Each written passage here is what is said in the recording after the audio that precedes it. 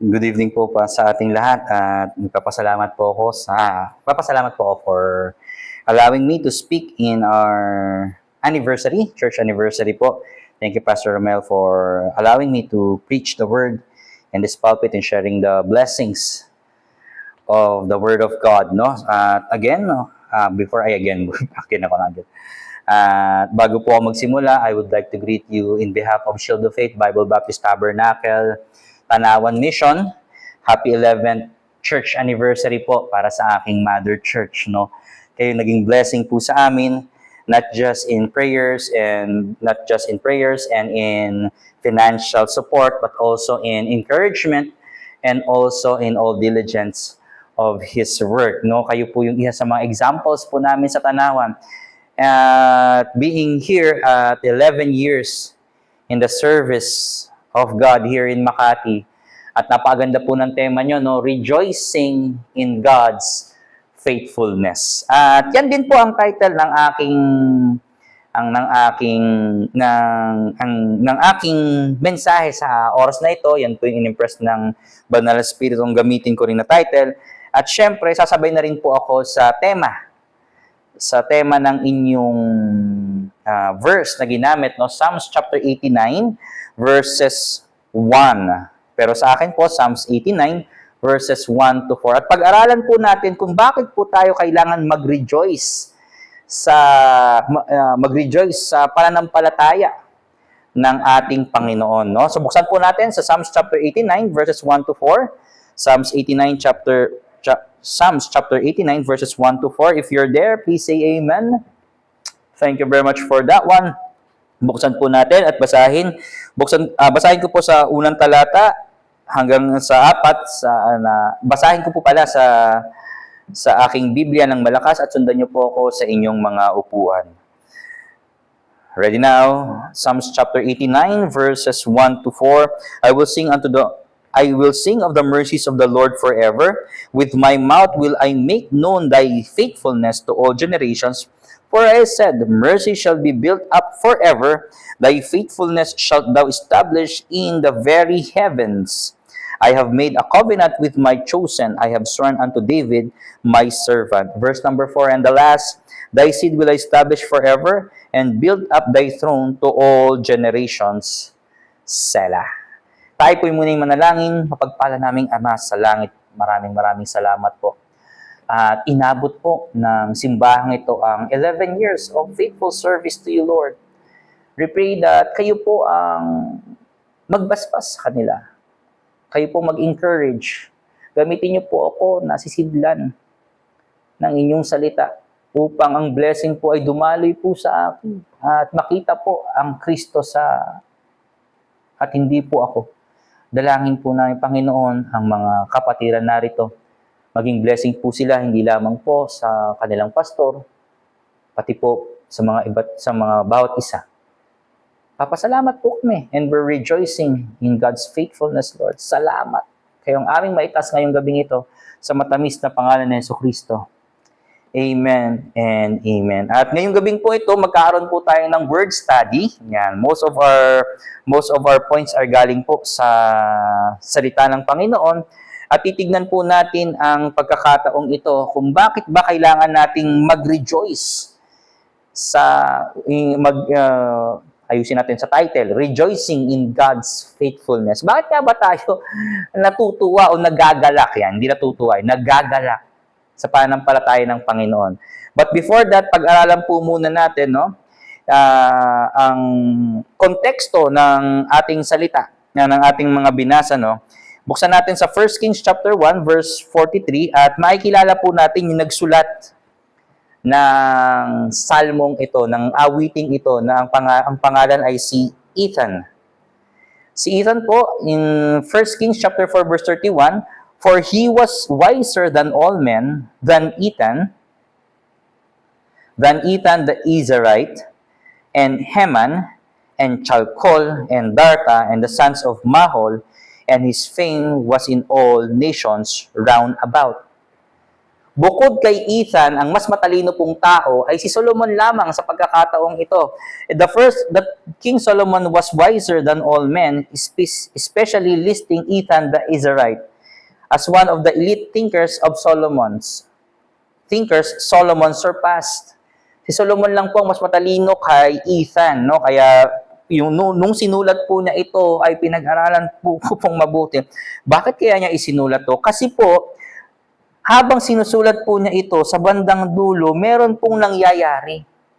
Meron po silang pighati. At hindi na po natin masyadong i-dwell doon kasi ang importante po sa ngayon ay bakit po niya nasabi ang mga katagang ito. At tignan po natin sa 1 Chronicles chapter 15 verse 17. So the Levites appointed Heman the son of Joel and of his brethren Asaph the son of Berechiah and the sons of Merari their brethren Ethan the son of Kuhashia. So the singers Heman, Asaph, and Ethan were appointed to the sound of the cymbals of the brass. While he was a priest, he was also a Levite musician. According to First Chronicles chapter 15 verse 17 to 19. Ethan was appointed of the chief of the Levites to play brass cymbals during the transport of the Ark of the Covenant. Ethan invites us to marvel at God who makes big promises and was very intention of keeping them for all generations. It is a rhythmic, joyful reminder that before the world was being formed, God's loyalty was already set in store. Napakabuti po ng Panginoon, ano? Kasi before that, napakaganda po ng ginawa ni Ethan. Kung pag-aaralan po natin ito, after po nito, may captivity na. Nagsimula na po yung kaguluhan. At wag na po nating puntahan ito. Tignan po natin. Ethan the Israelite began his song by praising to make God's faithfulness known to all generations. As we stand here today, celebrating the 11th anniversary, church anniversary of our mother church, of our beloved church, another year of ministry, we may ask ourselves, how was the mercy Ethan sang about centuries ago become the living heartbeat of our own church story today? Ano kaya yung kwentong yun? Ano kaya yung kagandahang loob ng Panginoon na ipinakita po sa atin? Tignan po natin sa point number 1, rejoicing because of God's mercy. Muli basahin natin ang verse number 1. I will sing of the mercies of the Lord forever.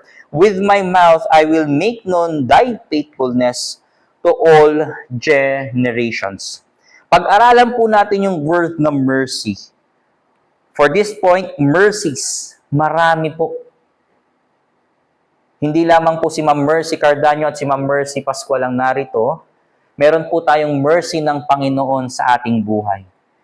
Minsan kaya po tayo nabubuhay kasi dahil lamang sa awa ng Panginoon. Nais ka na niyang pauwiin sa langit, pero dahil naawa siya at gusto ka niyang mabuhay pang muli, nais ka niyang maging maayos pa sa iyong pamumuhay di sa lupa, nagkaroon po siya ng mercy. Mercy in Hebrew term is the word hesed. This is the most important word in this psalm.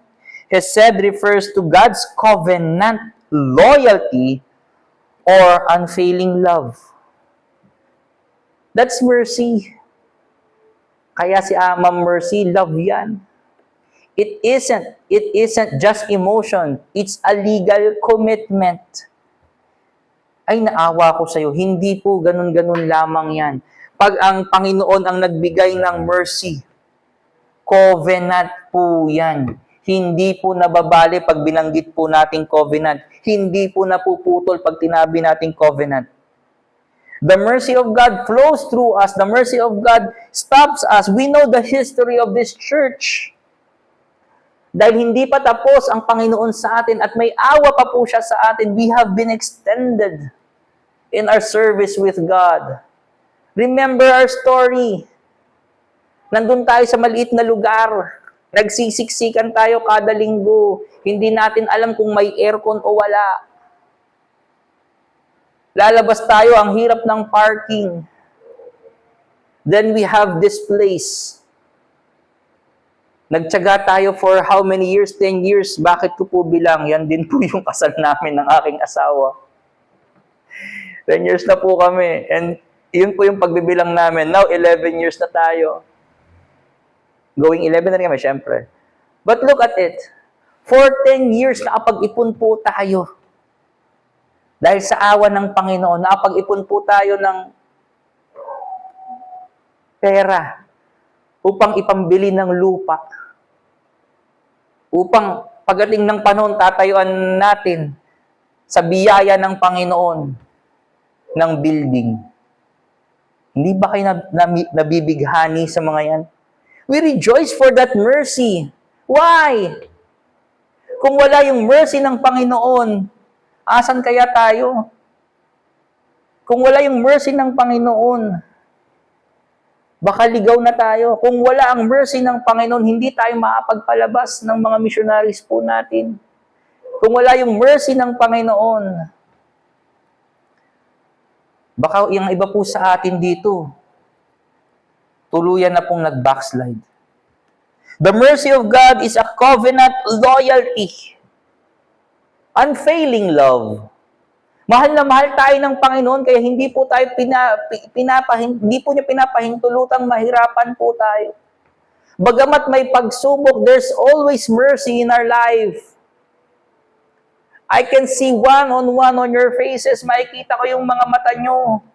May kwento kayo ng pagmamahal ng Panginoon. At napakaganda po ito.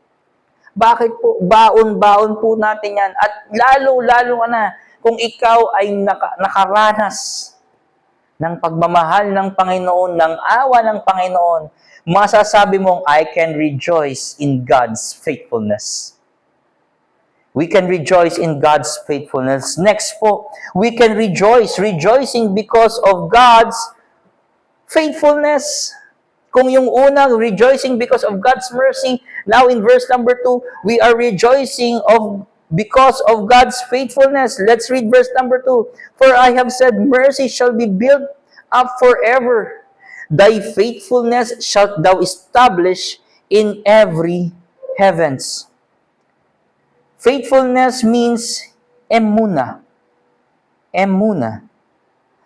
This refers to God's reliability.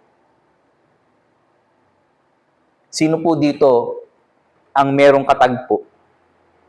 Sabi nung katagpo mo, sige, kita tayo sa MOA, 4:00 ng hapon. Kakain tayo sa McDo. Pagdating ng oras, hindi nagpakita. Wala sa MOA. Nasaan? Nasa Ayala Mall by the Bay. Hindi nagkaintindihan. Hindi po. Pag sinabi kong faithfulness, reliability ng Panginoon, kung ano ang sinabi niya, yun pa rin at yun ang gagawin niya. He is faithful in our life.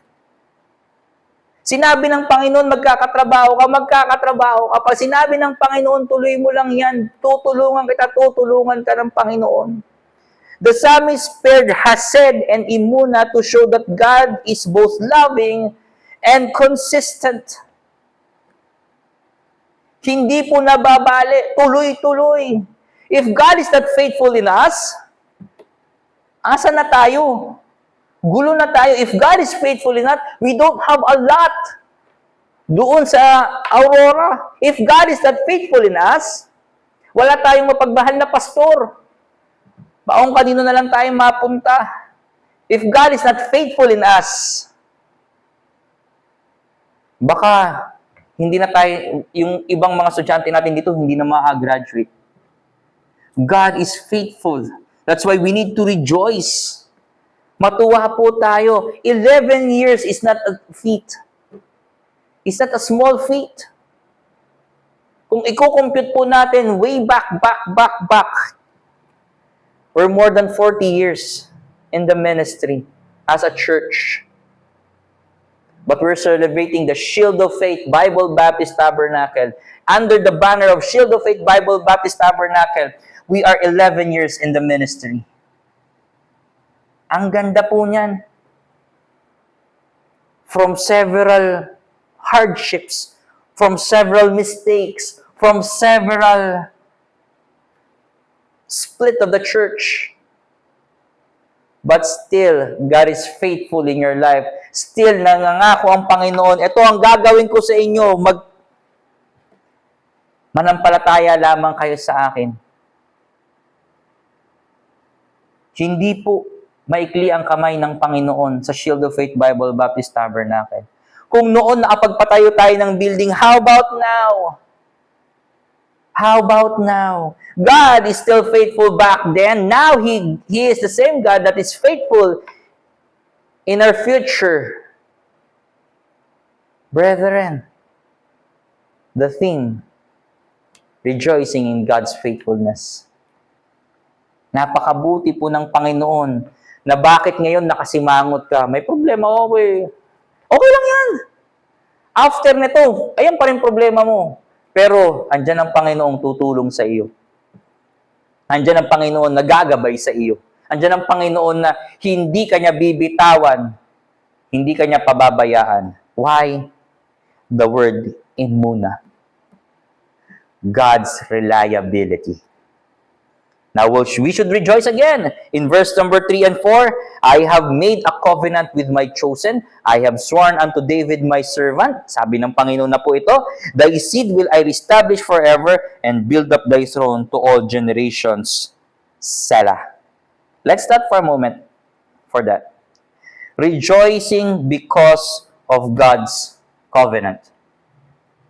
We have our church covenant back there. May nakakapag-memorize pa po ba? Wala na. Okay, let's memorize that. Why? That's our bylaws, that's our law. Diyan tayo magkakaroon ng desisyon. But with God, the covenant of God is continuous. The covenant of God is eternal to our lives. The voice shift from the psalmist to God Himself. This adds authority to the claim. Nung sinulat na po ng psalmist to, ang nagsasalita na ang Panginoon. At tignan po natin ang mga ibang kataga na binabanggit po dito. Kung papansinin niyo po, inulit ng 2 beses o inulit po ang word na forever and all generations. Anong pagkakaiba ng dalawang salitang yon? Forever at all generations. Ang forever po, hindi na puputol. Ang all generations ay tuloy-tuloy din. Tama? Ang ibig pong sabihin nito, ito ay permanence. Permanente.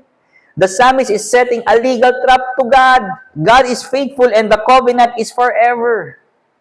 Ano yung covenant natin sa Panginoon? God's covenant with us is what? We are saved through the blood of Christ. Ano yung isa pang promise niya sa Ephesians?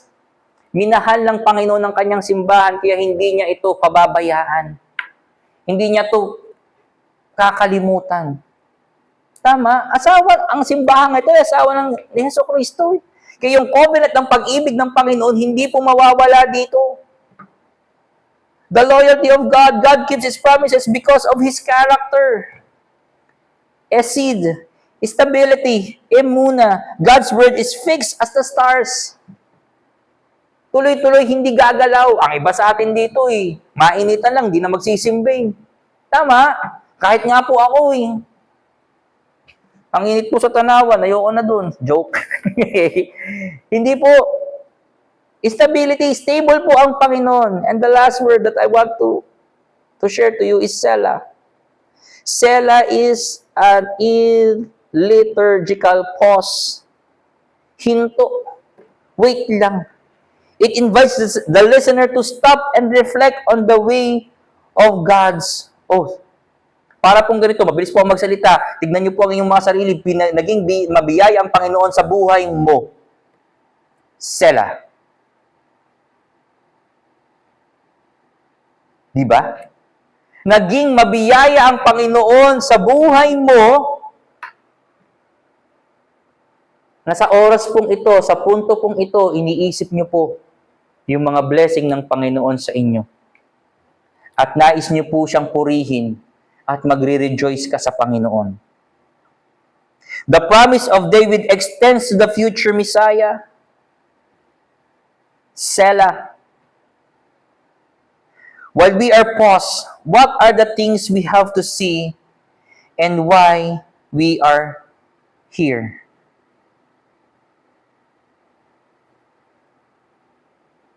Ang challenge po natin sa mga oras na ito, the first verse of Psalms 89, first four verses of Psalms 89 functions as the theological anchor. We see that Ethan, the Ezrahite, is not merely singing a song. He is witnessing to a contract. By pairing the internal character of God, His mercy, with His external reliability of God, His faithfulness, the psalmist creates a framework where hope is not based on current circumstances, but on ancient divine oath.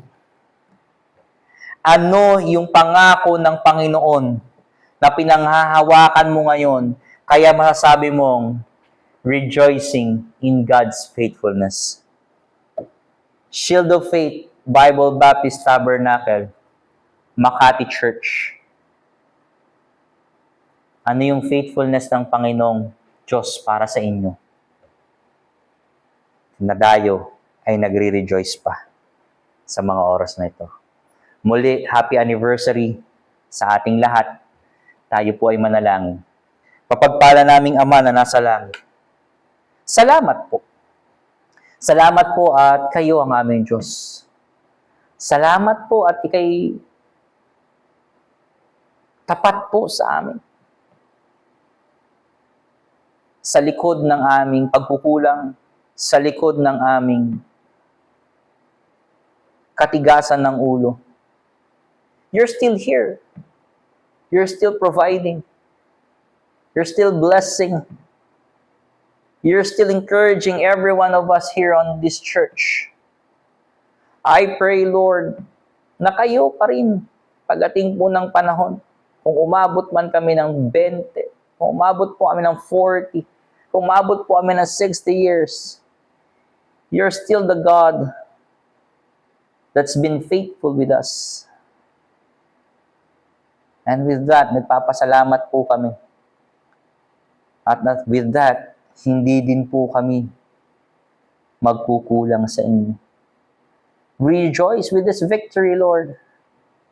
Help us na lalo pa pong manguyapit sa mga pangako niyo. Dalangin po, Panginoon, sa gabing ito, lalo pa po namin kayong mamahalin. Lalo pa po namin kayong pagsisilbihan. Lalo pa po kami magre-rejoice dahil po sa pananampalataya, dahil po sa inyong katapatan sa amin. Maraming salamat po. Kayo po ang aming maitaas sa matamis na pangalan ni Jesus. Amen at amen. God bless you all and happy church anniversary po. God bless.